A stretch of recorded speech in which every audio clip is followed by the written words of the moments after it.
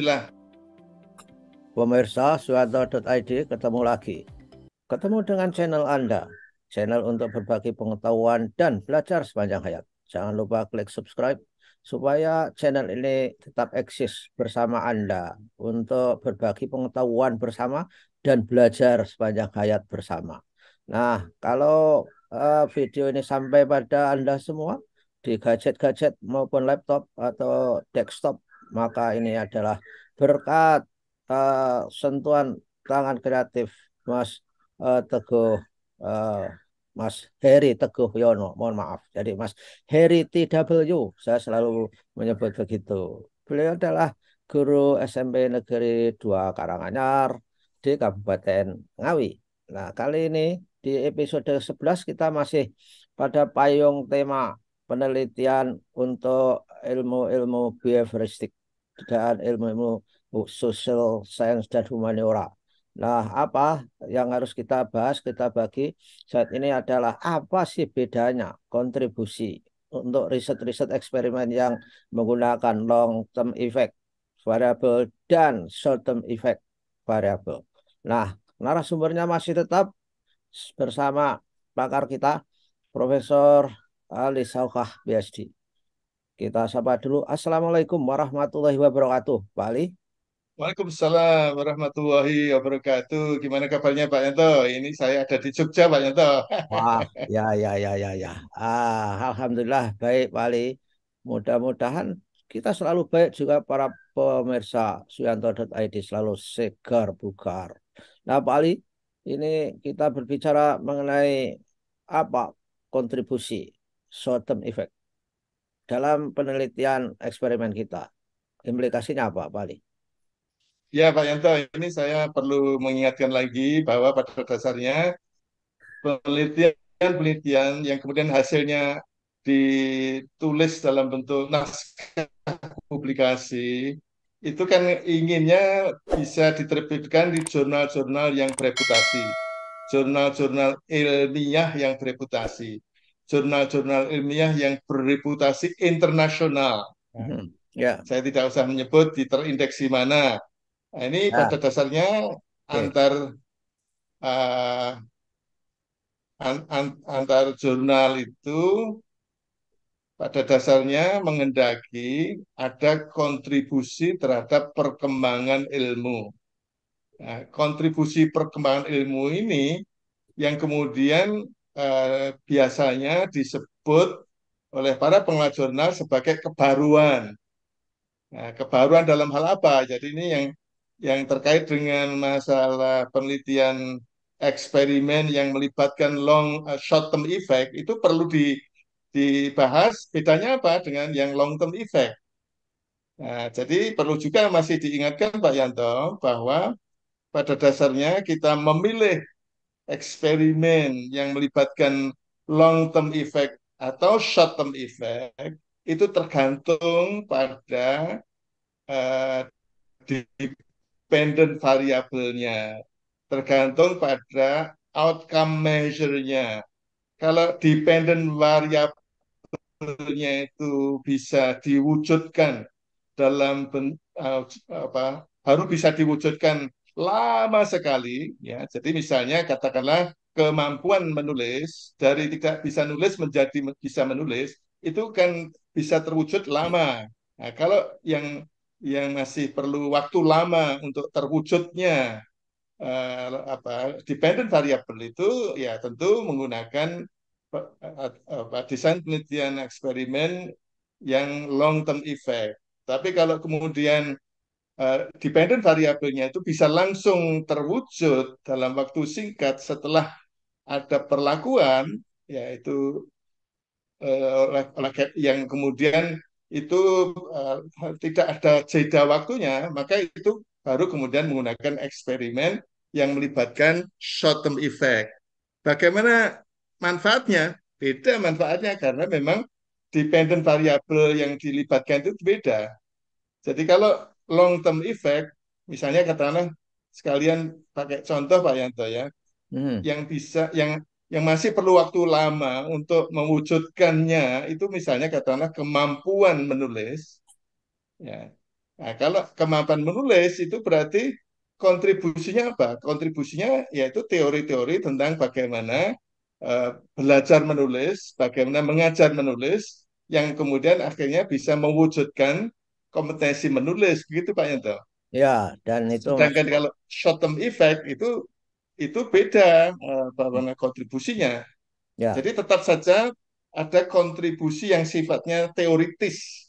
Nah, teoritis itu yang kalau long term effect tadi itu tentang bagaimana belajar menulis sehingga kemudian bisa memperoleh kompetensi menulis atau bagaimana guru mengajar peserta didik bagaimana menulis agar kemudian mereka juga memperoleh kompetensi menulis, maka kalau yang eksperimen untuk short term effect itu bukan kemampuan, bukan teori tentang belajar, bukan teori tentang belajar menulis, bukan teori tentang mengajar menulis, tetapi apa? Tetap saja teori, teori bagaimana menulis, bukan teori tentang belajar menulis, tapi teori bagaimana menulis yang baik.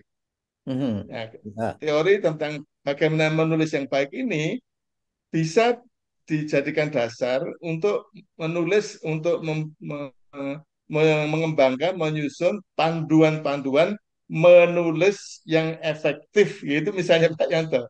Ya. Jadi orang yang sudah punya kemampuan menulis, yang kemudian memilih cara menulis yang lebih efektif itu yang mana? Itu merupakan manfaat dari penelitian eksperimen yang melibatkan short term effect. Karena short term effect-nya itu langsung bisa terwujud setelah kemudian perlakuan itu diberikan. Begitu Pak Yanto. Ya, ya, ya, ya. Saya kira untuk pembedanya adalah bahwa short term dan long term itu adalah wadah perubahan, perubahan apakah perilaku, values, keterampilan, kompetensi pada subjek yang kita jadikan eksperimen itu, sehingga ketika mereka itu berubah pada saat ya, walaupun langsung itu tentu saja ya ada jedanya, tapi paling tidak begitu selesai ada apa perlakuan, maka dia akan nampak. Saya itu ya pemahaman saya paling. Tapi kalau long term effect itu adalah jangka panjang, meliputi tidak pada aspek keterampilan tertentu,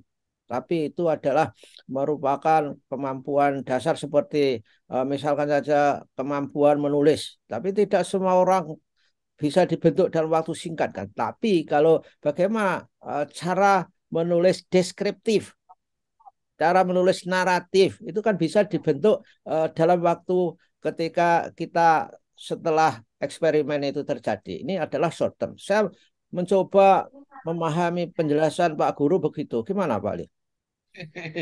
Ya, memang pada dasarnya kalau itu katakanlah misalnya bagaimana seorang penulis yang sudah andal Pak Yanto. Hmm. Penulis yang sudah andal, penulis yang sudah memiliki kemampuan, tapi belum pernah katakanlah misalnya mengetahui bagaimana caranya menulis bermacam-macam apa jenis ya. Jadi misalnya deskriptif, naratif, ekspositori misalnya begitu, maka itu bisa saja sebagai jangka pendek dari tidak bisa menulis deskriptif menjadi bisa menulis deskriptif, tapi kemampuan dasarnya sudah ada. Hmm. Itu termasuk apa inspirasi Pak Yanto Hmm. mencari-cari Ya. mana yang kemudian bisa dikembangkan dan kemudian terwujud dalam waktu singkat.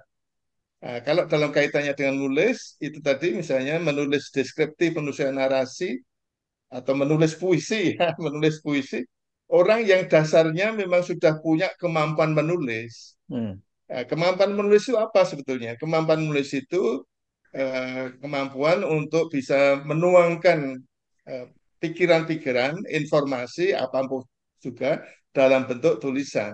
Nah, kalau ini dasar kemampuan, jadi misalnya memilih kata, bagaimana bisa menyusun frase, kemampuan-kemampuan dasar ini, bagaimana menyusun kalimat, bagaimana kemudian itu menyusun dalam bentuk klausa, bagaimana menyusun dalam bentuk paragraf. Kalau ini kemampuan dasar ini sudah dimiliki, ya sehingga kemudian tinggal switch untuk Ya. menulis beberapa genre gitu ya, beberapa jenis teks. Mhm. Ya, ini bisa menjadi short term effect. Ya. Tetapi kalau kemudian kemampuan dasarnya itu belum ada, misalnya dari segi kosakata menulis dalam bahasa Inggris, kosakatanya belum tahu dalam bahasa Inggris, ini masih long term effect Pak Yanto.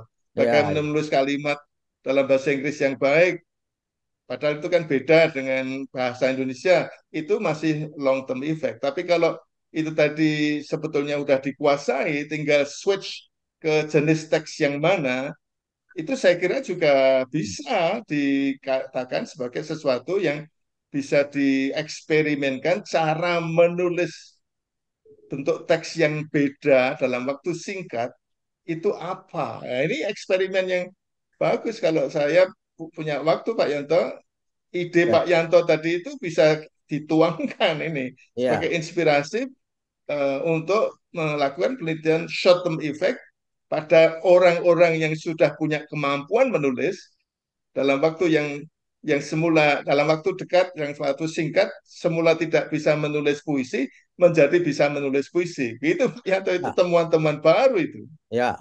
Oke. Jadi dengan kata lain, short term effect itu adalah kalau kita ingin meningkatkan kompetensi spesifik dari para penulis-penulis ahli itu ke dalam eh, apa kompetensi baru. Misalkan orang sudah pintar menulis, tetapi tulisannya itu tidak bisa membangkitkan emosi pembacanya. Misalnya itu kan bisa dilatih dengan menggunakan apa dengan menggunakan treatment, dengan perlakuan terhadap penulis itu supaya tulisannya itu bisa kalau dibaca orang, orangnya bisa terharu, orangnya bisa misalnya saja emosi itu kan bisa. Saya kira itu mungkin Pak Ali ya. Dan ini Ya betul itu ya, artinya artinya kan sebenarnya kemampuan dasar menulisnya sudah mapan mhm, tapi kemudian ada berbagai macam jenis teks.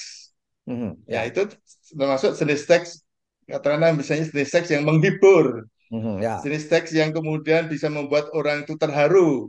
mhm, ya, Bahkan bisa juga kalau boleh saya ambil contoh, yang selama ini sebetulnya dia bisa menghasilkan artikel-artikel yang dimuat di jurnal, itu bisa dilatihkan dalam bentuk eksperimen, ya, dalam bentuk eksperimen yang melibatkan short term effect yang semula tidak pernah menulis tidak punya kemampuan atau dia tidak pernah menulis ya tidak dalam itu dilatih dalam waktu sehari dilatih dalam waktu sehari dalam bentuk eksperimen atau ya dengan berbagai cara mana yang paling cepat bisa membuat orang menghasilkan artikel opini yang kemudian bisa sesuai dengan kaidah-kaidah yang ditetapkan. Jadi saya kira ini anu ya kemudian ini kemudian bisa menghasilkan teori, teori menulis berbagai macam jenis teks. Dan kemudian bisa saja teori ini turun menjadi acuan pedoman bagaimana menulis berbagai macam teks tadi. Tapi dasarnya adalah ini audiensnya itu orang yang sudah memiliki dasar-dasar menulis yang mapan. Nah, jadi ya, kontribusinya itu bisa saja kontribusi teoritis. Kontribusi teoritis itu bagaimana cara menulis yang baik, bukan cara belajar menulis, cara menulis yang baik. Kemudian kontribusi itu misalnya disebut secara praktis, itu bisa melahirkan panduan-panduan, bisa melahirkan langkah-langkah. Begitu Pak Yanto. ya, oke. Terima kasih Pak Ali. Ketemu lagi minggu depan dengan tema-tema lain yang menarik buat kita semua. Mudah-mudahan selalu sehat walafiat. Wassalamualaikum warahmatullahi wabarakatuh.